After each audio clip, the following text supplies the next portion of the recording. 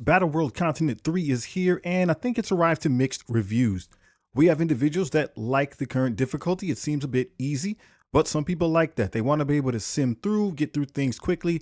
But on the other hand, there are those in the community that would like more of a challenge. They would like the content to kind of have a little bit of bite, for it to push back a little bit. So in that vein, we have some ideas on how we could improve the game mode, make it more challenging, more rewarding. Let's go ahead and take a look.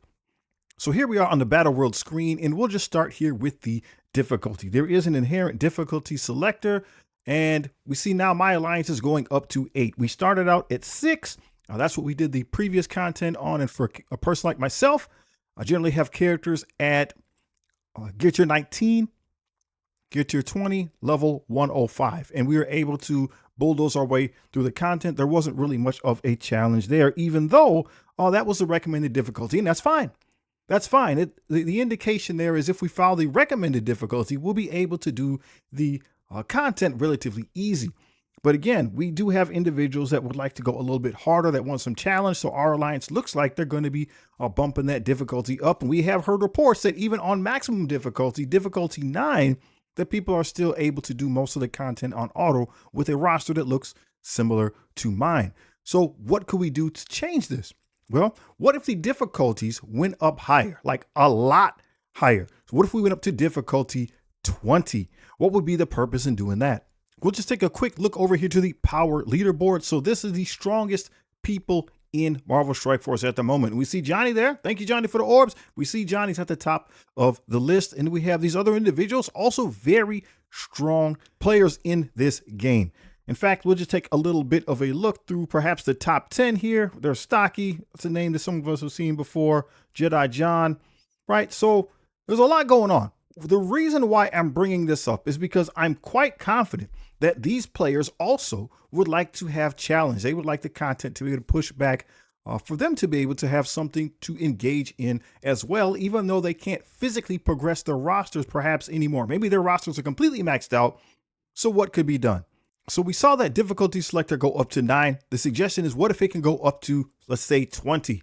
And somewhere below that, right, maybe 18, is where we would assume that a person that currently, right now, with whatever teams are available, if they had every character maxed out, that would mathematically be the limit for what that person could do. That way, all of us have something to reach for. All of us can continue to move a little bit forward. If we're more savvy with the game, we can punch up a little bit higher. If our alliance is a little more coordinated, we can punch up a little bit higher, and we'll cap them out there at that 18 to give 2 more levels of wiggle room, just in case, right? More characters are coming out in the same vein. Maybe some of them, there's some of the most engaged players in the game talking together, trying to figure out strategy. Maybe they'll figure out a way to go up higher. So you build in a little bit more wiggle room so that people always have something to grow into.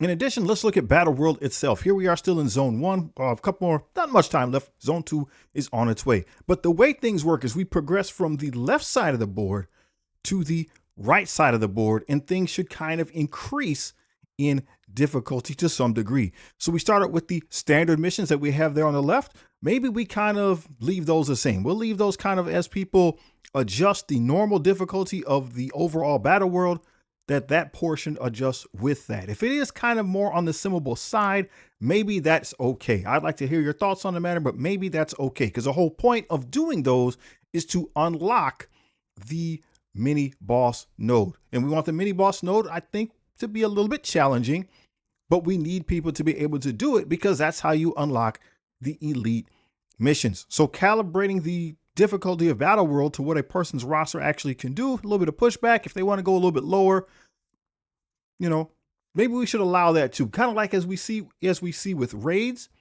If we believe that there are members in our alliance that can do a lot more higher difficulty, maybe we set it to that. If that could be an option, and then maybe we could dial it down as individuals to do the area that would be best for us. But we want to make sure, generally speaking, people are able to get through the standard missions. People are able to interact with the boss mode. And then obviously we have the featured team, in this case, the Daring Warriors, who are going to be doing those elite missions. A thing that I think we could really lean into is everything that's on the right side of that, those bonus missions. I think that's a great opportunity to dial the difficulty up a bit. Get creative, right? So we got Dorky Dad and Pathfinder. They're working with the company now. Go ahead and get creative and make nodes that are difficult. They're not easy to beat. Since they're bonus missions, I think that's okay. We have a standard side that's normal, and we have the bonus side, which can be more challenging and not necessarily easy to beat. One of the things we have in mind here is the boss. So we had Old Man Logan here, the Drifter. Some of these, right? He was a little easy, right? He was a little easy. Maybe we were expecting the mini boss to be a little bit more challenging. Could there perhaps be two versions of the mini boss, right? He was created to do something. They're putting that kit together in a certain way that he's created to do something. And we have some abilities here that kind of nerf him a little bit, right? Feeling the years, right? If he has that, if he gets heal block, then he starts being able to be controlled. Price to pay. When he has the claws out and he has heal block, then he gets bleed, right? He starts to bleed. What if those were removed? What if you made him a lot more difficult? You made him feel like a boss character. We wouldn't want people to get stuck here on the left-hand side, but maybe what if we had two bosses? So what if we had the standard boss and then we had the bonus boss? Maybe we could make a little bit more progress that way. You would have that challenge. It could be difficult and people would still be able to make a decent amount of progress. And those who wanted to go harder, push harder, maybe who had deeper rosters, who were just more in touch with the game, people who wanted to theory craft more, they would have that option. Maybe we could have 5 things over there on the bonus side. We could have things that correspond to the things that we need. So we know that people need gear tier 20.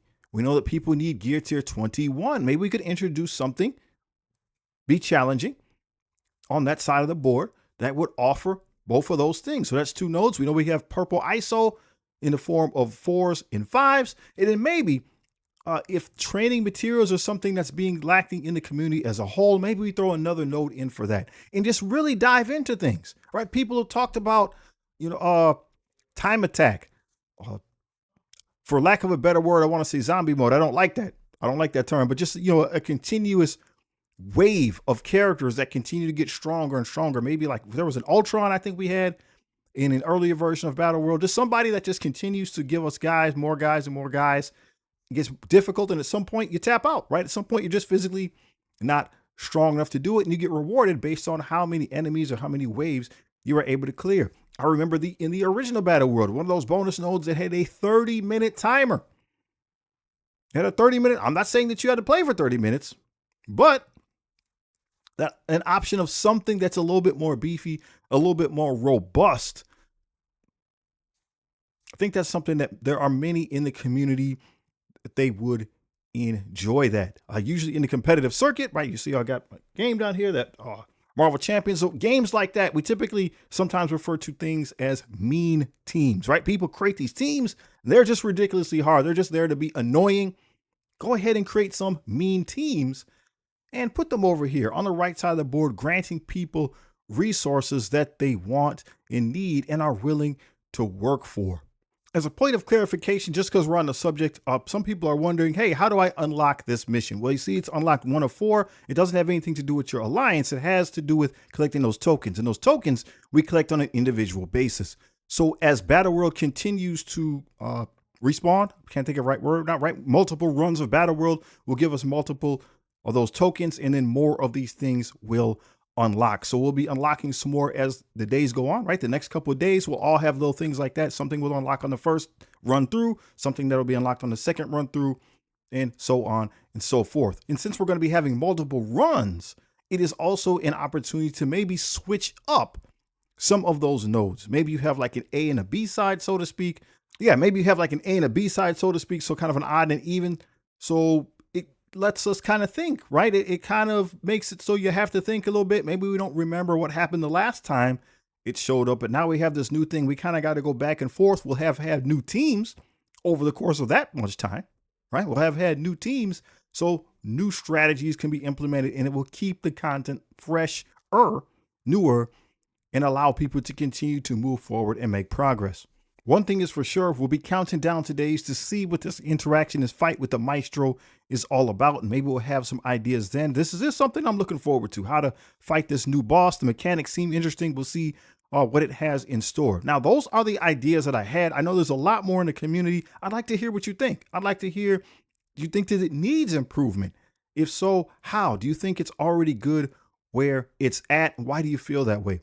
Let's see if we can get the conversation going in the comments below. We also did have two videos, one about the top 10 questions people had about Battle World and the top 10 concerns people had about Battle World before the information launched. Check those out, comment there as well.